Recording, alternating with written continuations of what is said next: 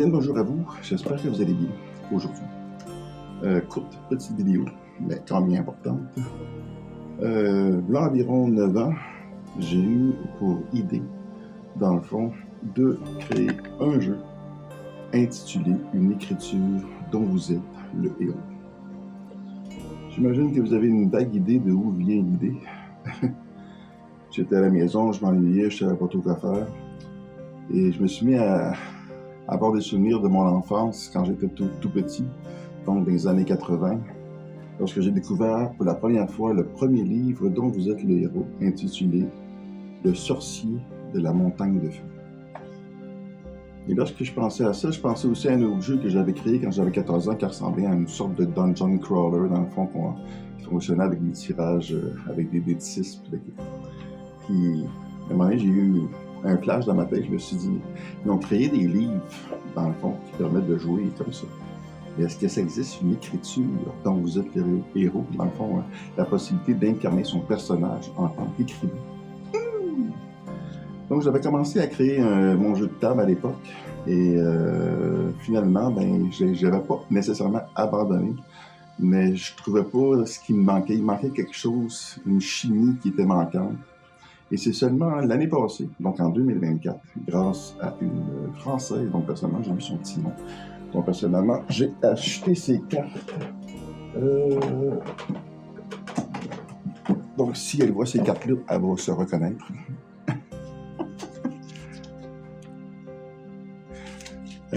Donc, quand j'ai vu ça, honnêtement, ces cartes m'ont inspiré parce que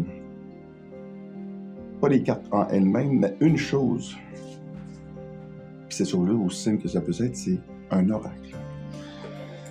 C'est la chose qui me manquait, dans le fond, à mon jeu de table que j'avais créé à l'époque. Et ce jeu que j'ai créé s'intitule donc Une écriture dont vous êtes le héros. Ceci va être, dans le fond, la couverture, dans le fond, de ma pochette de mon livre d'instruction, qui n'est pas encore fini. Ça va comporter, évidemment, des images. Des images. Ben oui, des images. Plusieurs feuilles, dans le fond, qui vont permettre, dans le fond, comme ici, c'est la feuille qui permet de savoir les objets trouvés sur un personnage. Si, mettons, il y a eu un combat, est-ce qu'on trouve ce personnage, est-ce qu'il y a de l'argent, est-ce qu'il y a des objets, combien il y en a, etc. Ensuite, on a aussi la feuille de création de décor et celle de création de personnages, qui sont des feuilles qui vont faire partie intégrale dans le fond de mon jeu. Donc, les cartes, dans le fond, sont des cartes, comme vous pouvez voir ici. De toute façon, vous allez pouvoir aller voir ça par vous-même parce que c'est la raison pourquoi je fais cette vidéo-là aujourd'hui. C'est que j'ai réussi à faire peine et misère, dans le fond, parce que je ne suis pas un grand programmeur, à créer, dans le fond, un programme au format HTML. Donc, vous allez pouvoir vous servir de ça pour pouvoir piocher mes cartes. Donc, il y a deux paquets. Il y a le paquet découverte et le paquet exploration. Sur les paquets découverte, vous allez voir en haut, il y a le titre de la carte. Donc, à titre d'exemple, vous piochez une carte. Ah, il y a un homme qui apparaît en jeu. Dans le milieu, vous avez l'oracle. Donc, ce fameux oracle qui me manquait. Dans le fond, oui, mais, peut-être. Non, mais, etc. Donc, quand vous posez une question, dans le fond, l'oracle, c'est quoi? Ça remplace tout simplement le MJ. Donc, quand on joue à un jeu de rôle à plusieurs, on va demander au MJ, y a-tu un son qui arrive de là-bas? Parce que j'ai comme l'impression qu'il y a un son, c'est moi qui se trompe. Puis là, on va poser la question à l'oracle, est-ce qu'il y en a un son? Puis là, c'est les cartes qui vont faire la job. C'est que si on pioche une carte au hasard, on obtient ici oui, et en plus. Que oui, il y a un son, mais en plus, on a comme l'impression que ça s'approche de plus en plus. Fait que c'est ça un oracle, c'est ça ce qui me manquait dans le fond à mon jeu. Et qu'est-ce qui s'approche? C'est tout simplement faire un autre tirage de cartes. Qu'est-ce qui s'approche? Quelque chose qui a rapport avec des bottes. Donc ça veut dire qu'on entend des bruits de bottes qui approchent. T'sais. Là, ça se passe sous cette histoire-là, mais c'est là que l'autre paquet de cartes, dans le fond, qui est le paquet de cartes exploration. Lui, il va servir, dans le fond, à savoir dans quel type de décor vous allez être. Vous avez plusieurs cartes. Donc, ce qui veut dire que ça peut être, à titre d'exemple, dans un château. Ça peut être dans une caverne, un manoir, etc., etc. Mais ces cartes-là, toutes ces cartes-là, vous n'avez pas besoin de les imprimer comme moi je l'ai fait. C'est grâce au programme que je vais vous permettre, dans le fond, d'utiliser à partir d'aujourd'hui. Ben, c'est gratuit.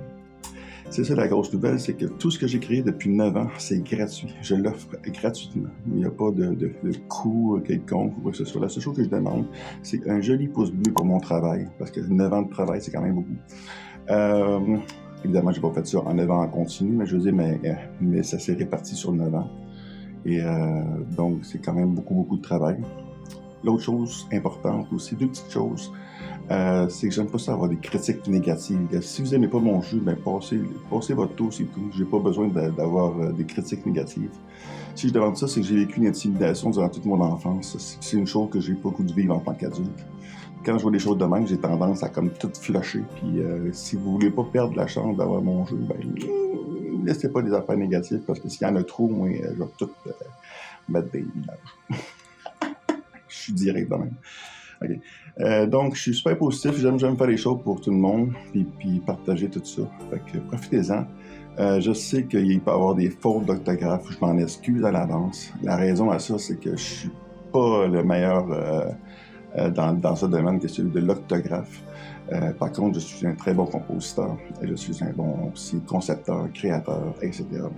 Et infographe. Vous allez quand même assez bien en tant qu'infographe, ou graphiste plutôt. Et donc, voilà. Fait que j'espère que vous allez apprécier mon jeu. Bon, la chose, c'est ça qui manque, c'est peut-être le livre d'instruction.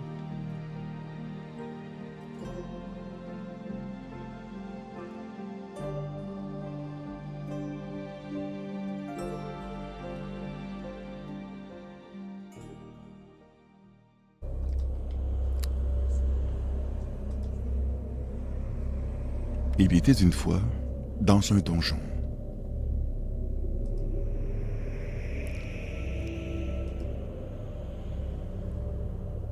Devant moi, une porte fermée m'empêchait de continuer mon chemin.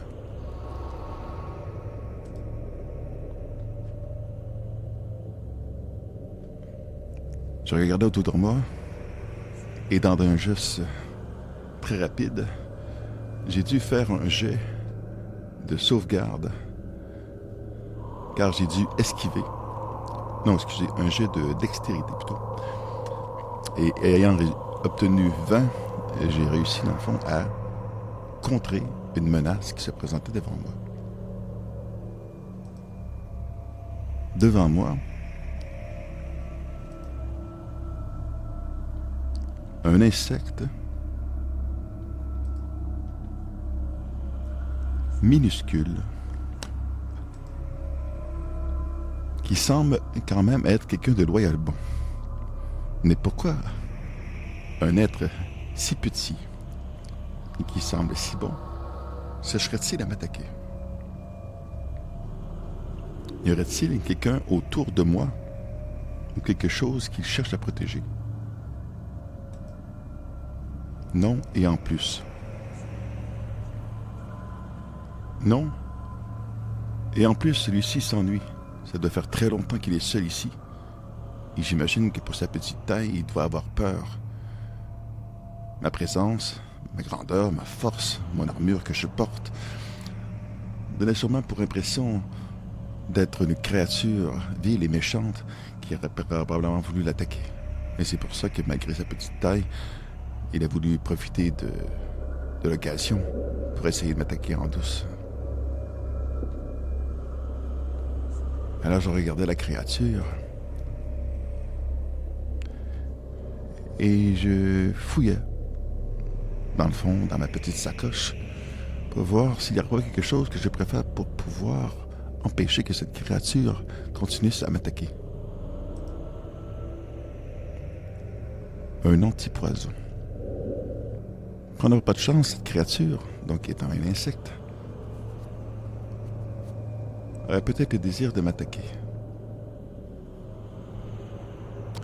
Mais je ne vois pas très bien dans l'obscurité. Et lorsque je prends le temps de regarder, je me posais la question si celle-ci avait des dards ou quelque chose qui pourrait me blesser ou me piquer. Oui, et en plus.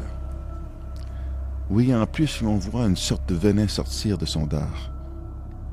Elle est beau être toute petite, mais il y a un dicton qui dit que plus que les créatures sont petites, et trop souvent ces créatures sont les plus voraces et les plus mortelles qu'il puisse exister. Comme de fait, cette petite créature, toute petite et toute innocente, a pour seul désir de vouloir protéger sa vie, de se défendre. Mais elle a quand même en elle cette force pour pouvoir, dans le fond, se protéger.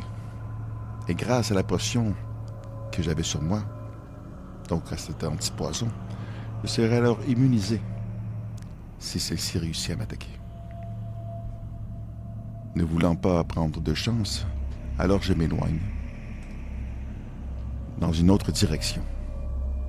Sur les cartes d'exploration, en bas de la carte, vous voyez que vous avez ici, à titre d'exemple, des directions que vous pouvez prendre. Si on tire un dé, à titre d'exemple, 5. Ici, on a 2 choix. On en retire encore un dé. 6, donc 4, 5, 6. On obtient ici ouverture secrète. Donc, on continue l'histoire. Voulant éviter la créature, je me recula et, par un heureux hasard, je me rendis compte qu'il y avait une ouverture secrète juste derrière moi. Donc, la carte d'exploration, lorsque vous tirez, vous pourrez alors, en fonction de où ce que vous êtes, donc dans une ravine, si vous êtes dans un temple, dans un manoir, etc., ou vers une porte.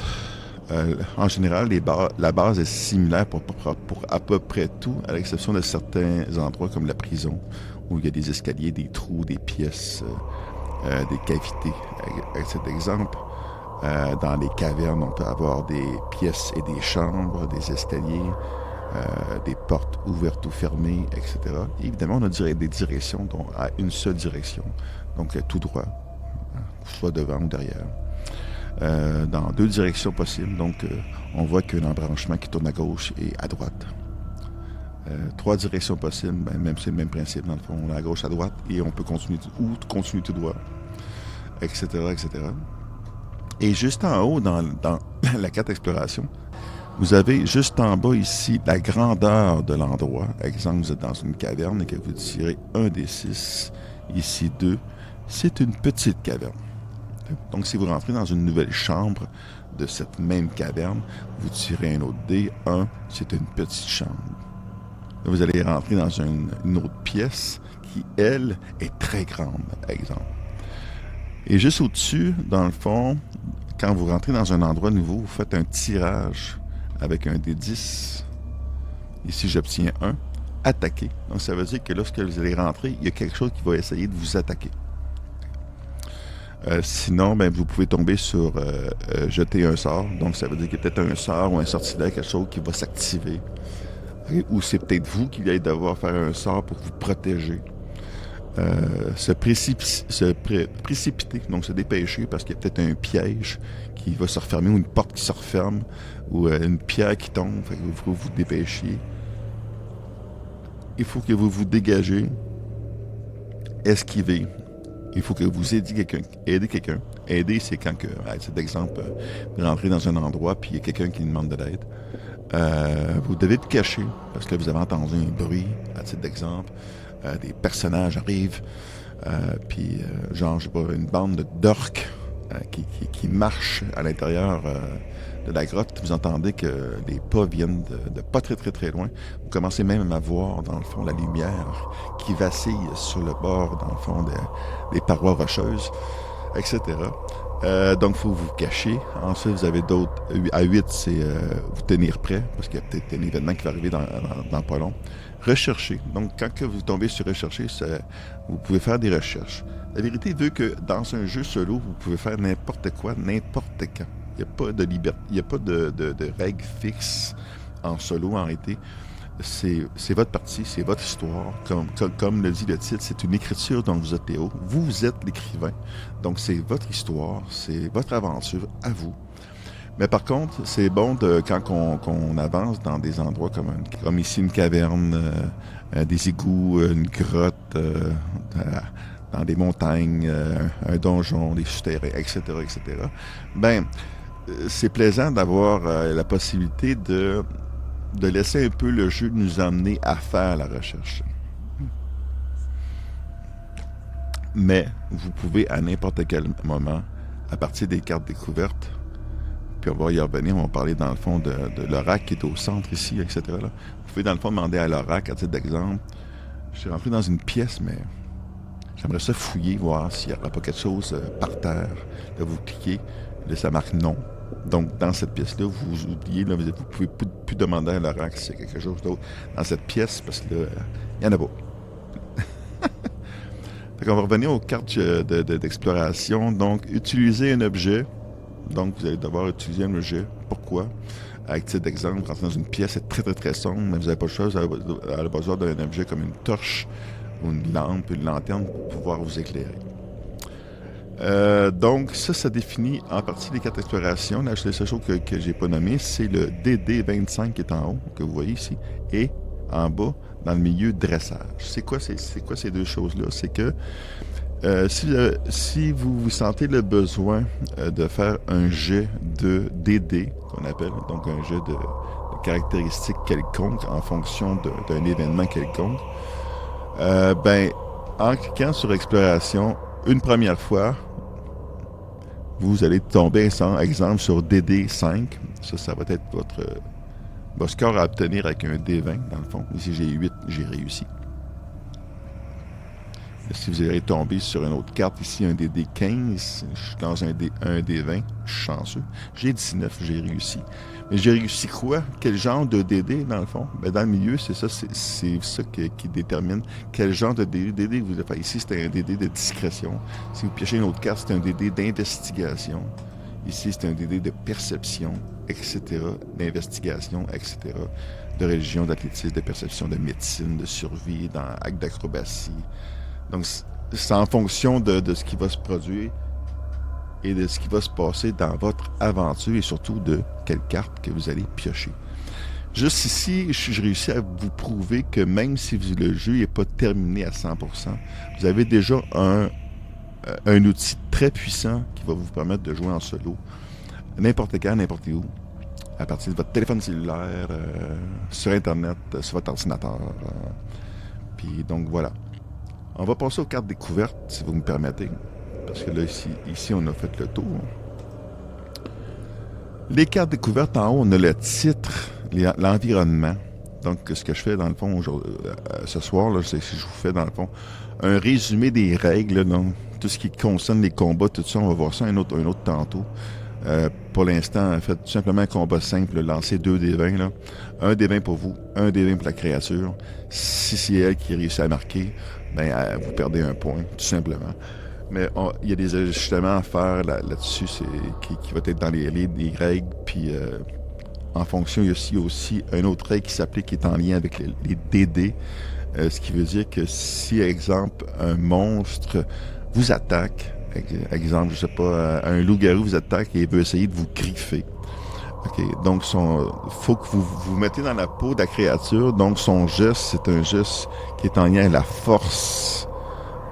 Donc vous, il va falloir que vous vous défendiez en fonction de ça.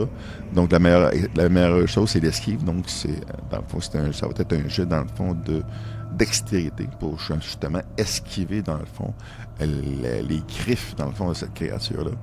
Donc, il faut que ce soit à vous, dans le fond, de déterminer quel type de DD qu'il y a en fonction de type d'attaque qui est faite par une créature. Donc, quand on joue à un jeu solo, vous êtes autant le joueur que vous êtes, dans le fond, le MJ. Donc, c'est pour ça que le MJ, quand il joue son rôle de maître de jeu, il faut qu'il détermine, dans le fond, en fonction des événements qui se produisent, quel type de jet de DD qui va être lancé. Puis quand on va faire un combat, puis ça, ben, c'est comme j'ai dit dans le livre d'instruction qui n'est pas terminé pour l'instant, le combat, c'est simple, c'est comme j'ai dit, c'est un dé pour vous, un dé pour la créature. En fonction de la personne qui réussit le plus haut jet, c'est lui qui réussit à marquer. Ensuite, la personne qui, elle, n'a pas réussi, dans le fond, n'a pas réussi, exemple, je lance le dé, exemple, j'obtiens 6. la créature, la loup-garou, lance 16. Il réussit à faire son schisme. Mais par contre, j'ai toujours la chance de me défendre. Peut-être tenter, dans le fond, un DD en fonction de mon score que j'ai sur ma feuille d'aventure. Avec un D20, j'obtiens 6. Malheureusement, j'ai échoué parce que ma dextérité n'était pas assez forte. J'avais besoin d'un DD de... Puis là, on peut voir exploration, hein? J'avais besoin d'un DD de 15, admettons, pour pouvoir réussir à contrer, dans le fond, la créature, donc le loup-garou en question. Fait que ça va être ça à peu près les règles de combat, mais je ne m'attarderai pas trop aujourd'hui parce que c'est beaucoup de travail, puis j'ai pas fini mon livre d'instruction, donc je suis désolé pour ça. Mais, en tout cas, profitez quand même des cartes et aussi des feuilles que je vais vous présenter tantôt. Fait qu'on va continuer avec les cartes, dans le fond, de découverte. Ça peut être des objets ou des armes, comme des casques, mais ça peut être aussi des lieux, comme un lieu ici, un lieu de repos. Ça peut être une monture, ça peut être un artefact. Une découverte, ça peut être un sort de défense. Ça peut être un environnement. Ça peut être... parce que le jeu est aléatoire, fait que ça peut me remettre les mêmes cartes des fois. Ça peut être la découverte, ça peut être quelque chose qui est en lien avec l'amour ou la sexualité. Ça peut être des outils, ça peut être une clé, etc. Par contre, la chose importante à savoir, c'est le même principe que la carte d'exploration. Donc, vous avez des dés en bas et vous avez aussi d'autres choses, d'autres tirages en haut. Quand c'est un personnage, en haut, vous avez, dans le fond, de 1 à 10, avec un dé 10, vous pouvez déterminer ici 1. Donc, la créature est loyale bon. C'est une créature qui est très jeune. Et ensuite, un tirage pour cette partie-là, ici en bas. Donc, 3, c'est un animal. Donc, c'est un animal loyal bon. Qui... Puis là, ici, juste en bas, vous voyez, il y a un autre petit tirage, là. 2, qui est minuscule. Donc, on a une créature, un animal minuscule, loyal bon, qui est apparu devant vous et qui est très jeune. Donc, on peut s'imaginer un petit chaton qui était sur le bord d'une fenêtre, etc., etc. Quand vous tombez sur la carte Oracle, là, vous allez dire, c'est donc bien bizarre, il y a un Oracle dans le milieu, puis vous avez créé une carte Oracle. Ben oui, j'ai créé une carte Oracle. La raison, c'est que dans l'univers que vous allez vivre, vous allez peut-être tomber sur une personne qui est médium ou qui peut peut-être vous conseiller. Donc la carte Oracle, c'est ce qu'elle représente dans les cartes découvertes. C'est une personne ou quelque chose qui va peut-être vous donner une réponse à une question, tout simplement. Donc, ce que je voulais montrer, c'est qu'il y a des tirages, des fois. Et, exemple, vous trouvez une épée. Et si vous tirez, exemple, là, je suis tombé sur 3. Donc, c'est une épée lourde. Le chiffre à côté représente quoi? Ça représente la force de l'épée. Exemple, une épée lourde, elle vous donne 3 points de force supplémentaire pour pouvoir attaquer une créature.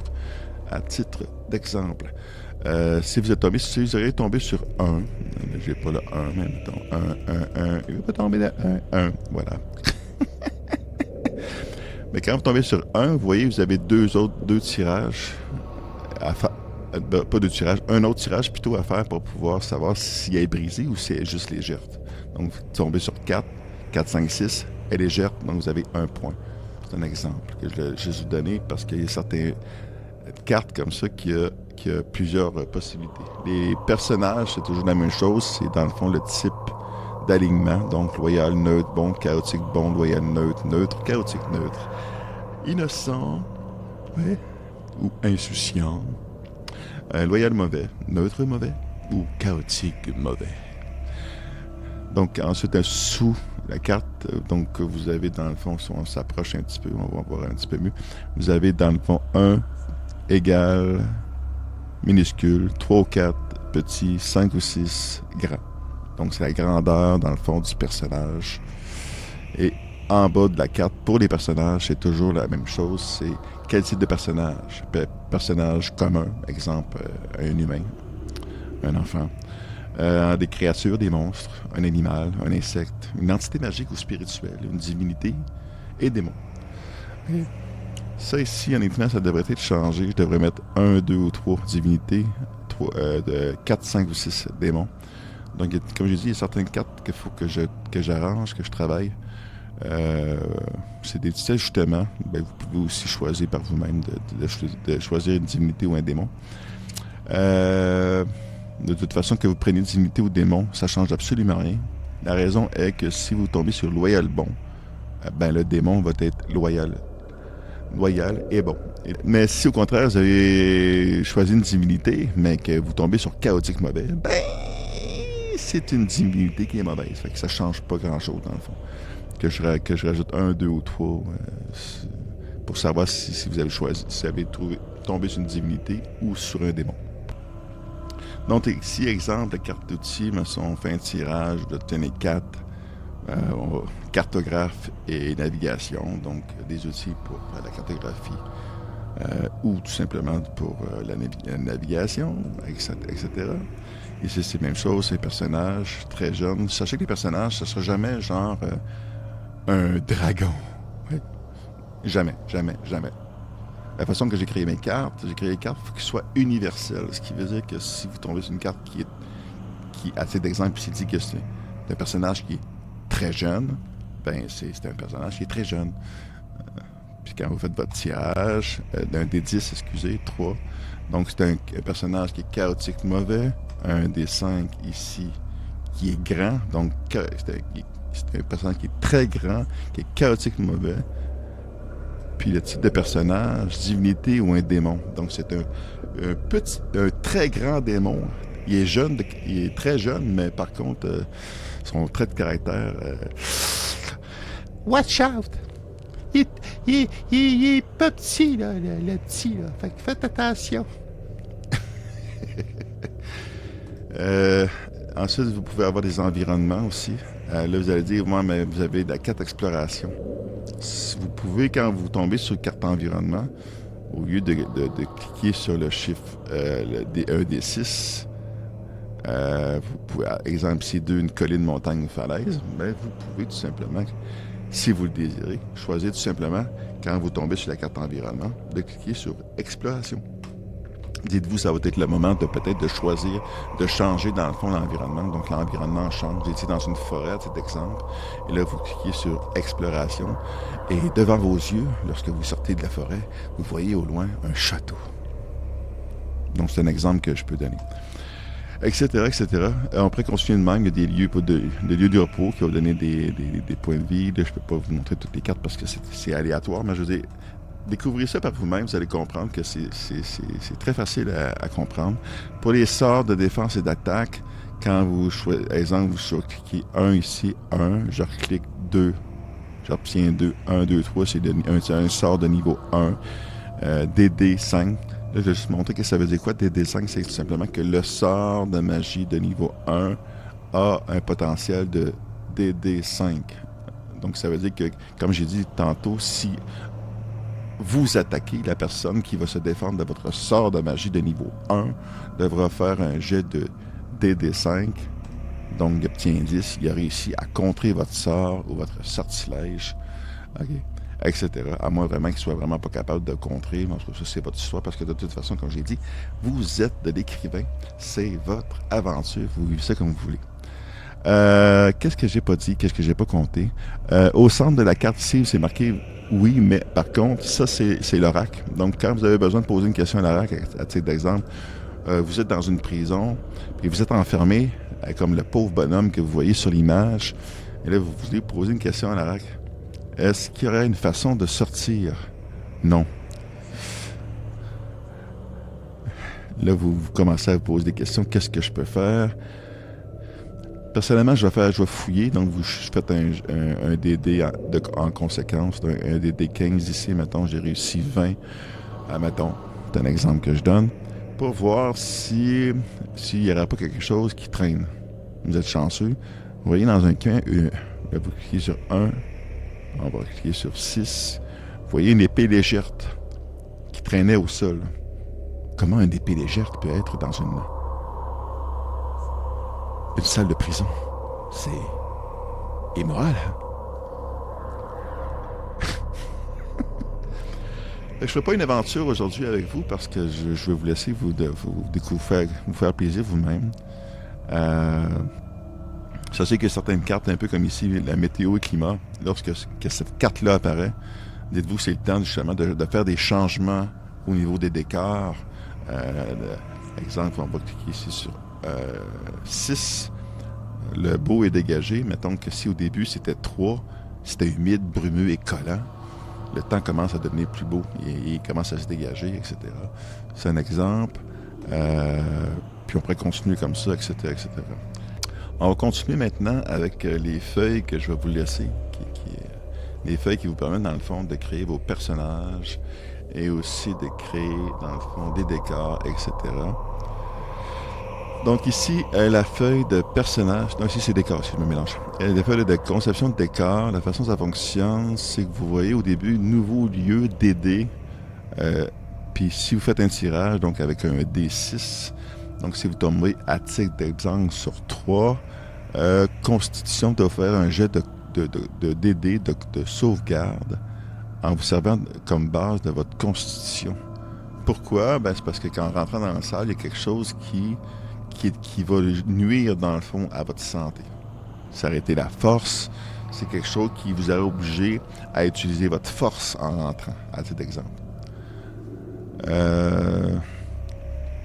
Là, le type de DD qui est lié, ça peut être lié à un événement, un personnage, un piège, un environnement, un magique, un objet.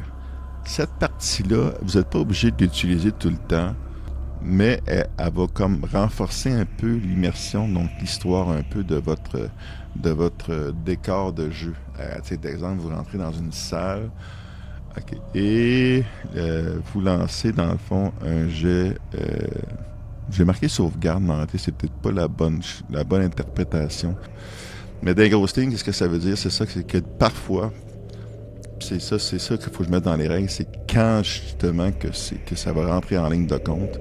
Donc quand vous rentrez dans une salle, vous avez un DD à faire. Donc mettons 1, 2, 3, vous devez faire un jet de sauvegarde.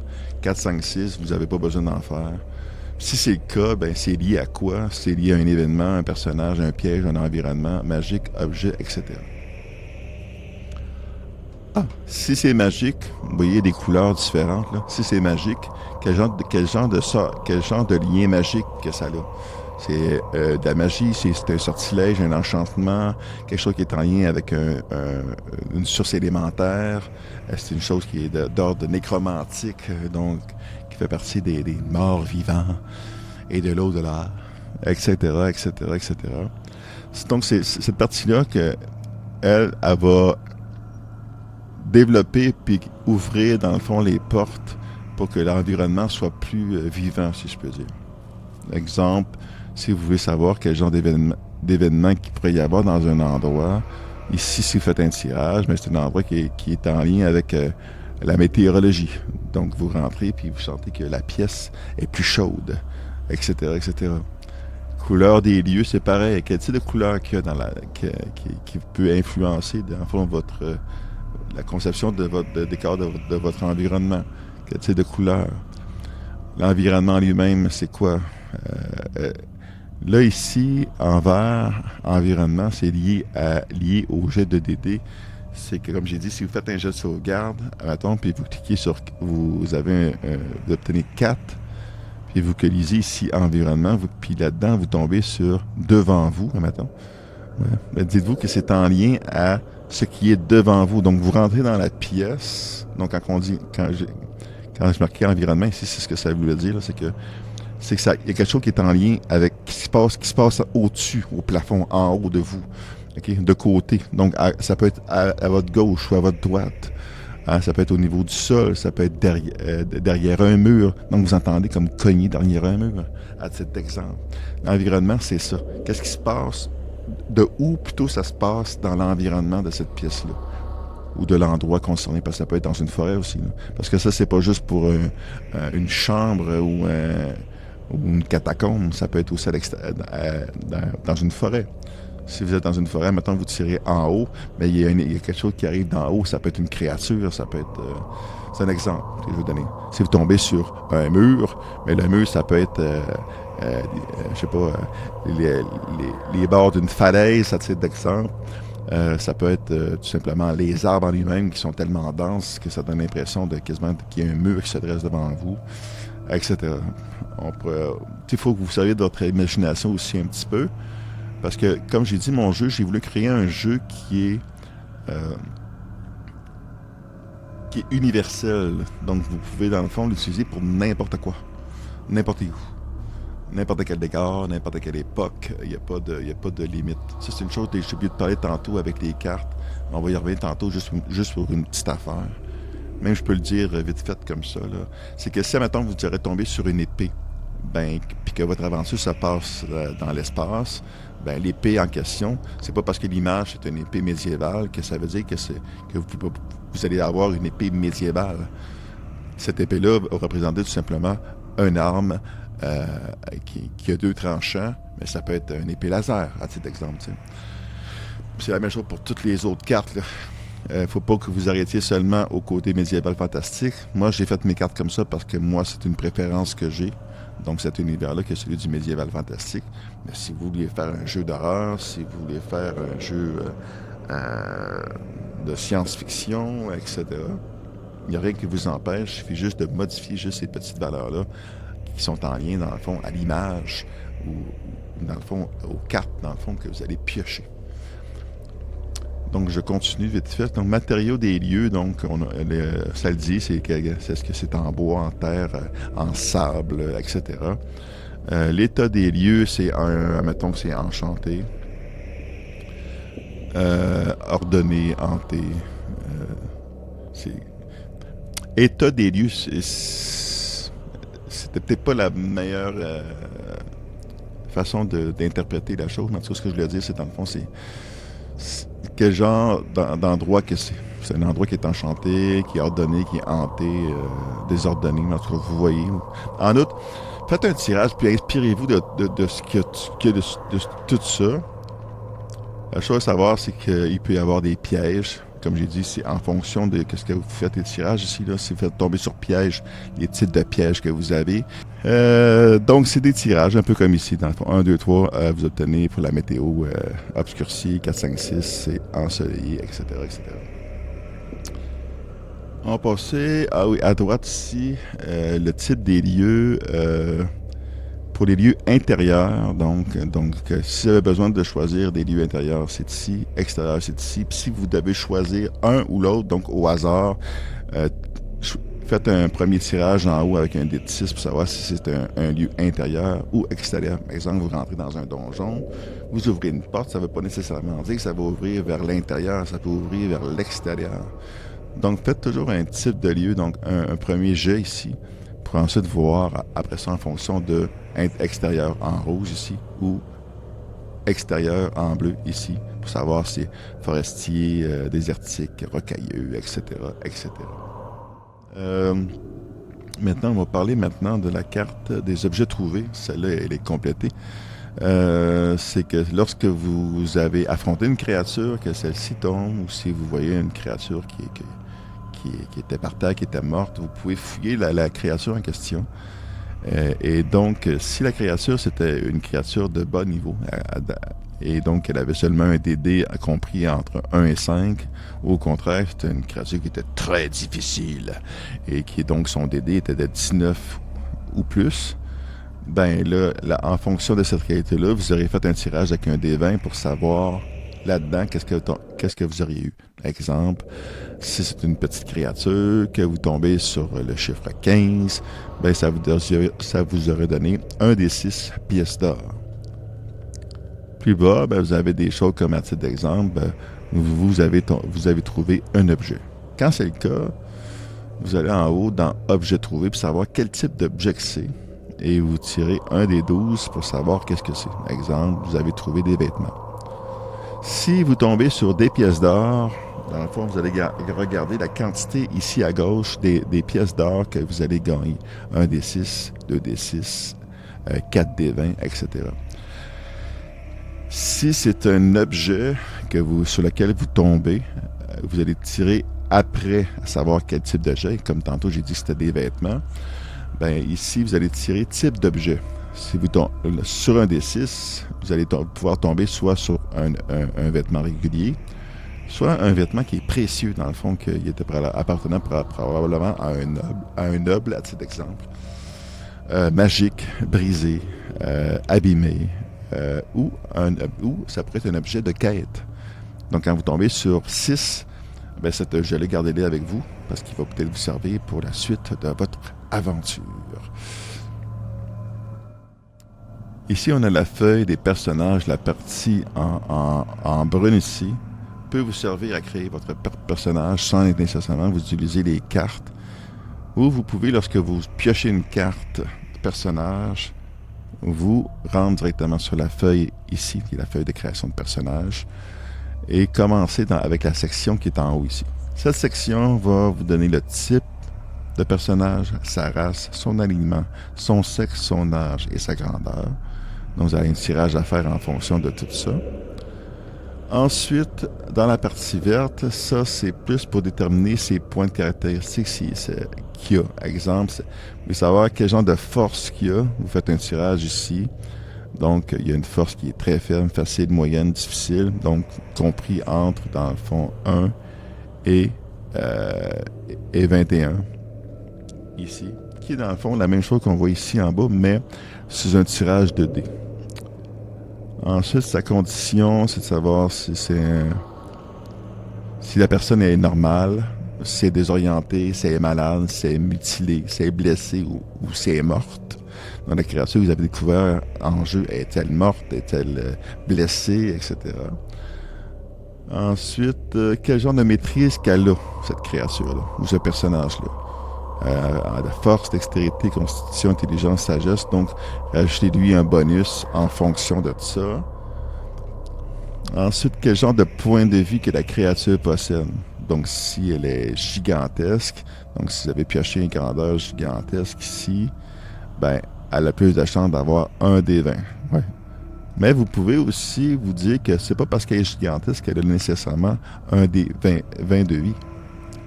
Parce que dans mon jeu, il n'y a pas des affaires de 55 points de vie, ça n'existe pas, ça. Votre personnage commence au départ avec maximum, je pense que c'est 5 points de vie, je pense. 10. Je ne sais plus par cœur, en tout cas, c'est marqué dans les livres d'instruction. Mais même moi, je ne me rappelle plus par cœur. Ça va pas bien, mon affaire. Yeah! C'est moi le concepteur! Mais en tout cas, c'est ça pour dire que vous pouvez, dans le fond, établir, dans le fond, le nombre de points de vie que la créature possède ici. Donc, c'est le nombre de points que vous avez besoin pour réussir à tuer la créature. Ce que la créature possède, une arme avec une armure, pouvoir magique, rien du tout. Ou un objet de quête. Donc, évidemment, si vous tombez sur arme et armure, ben, vous piochez une carte. La première carte arme que vous piochez, c'est ce genre d'arme-là qu'elle a. La première carte armure que vous piochez, ben, c'est ce genre d'armure-là qu'elle a. Action de combat. OK, ça, c'est quand on est en combat. Qu'est-ce que la créature va faire exactement? Elle va faire un CAC, donc un combat à corps. CAC, c'est corps à corps, distance, un combat à distance. OK, compris entre... parce que comme j'ai dit tantôt, les combats, c'est avec 2 des 20. Un pour vous, puis un pour la créature. Donc, ça va être un combat qui va être fait à distance, soit par magie. En tout cas, il y a 3 possibilités. Corps à corps, distance, magique. Puis corps à corps, mais ça peut être avec une arme ou sans arme, etc. Ensuite, à droite, ici, vous lancez... pour aller encore plus loin, pour savoir quel genre de personnage que c'est, vous pouvez faire un tirage pour le type de personnage. En rouge, ça va être des choses qui sont plus axées négatifs, ou ben, pas nécessairement mauvais, mais par exemple un voleur, mais ça va être plus dans cette catégorie-là. Tandis qu'une bonne personne comme un prêtre, ben, ça va être plus dans la catégorie bleue. C'est comme ça que j'ai configuré ça.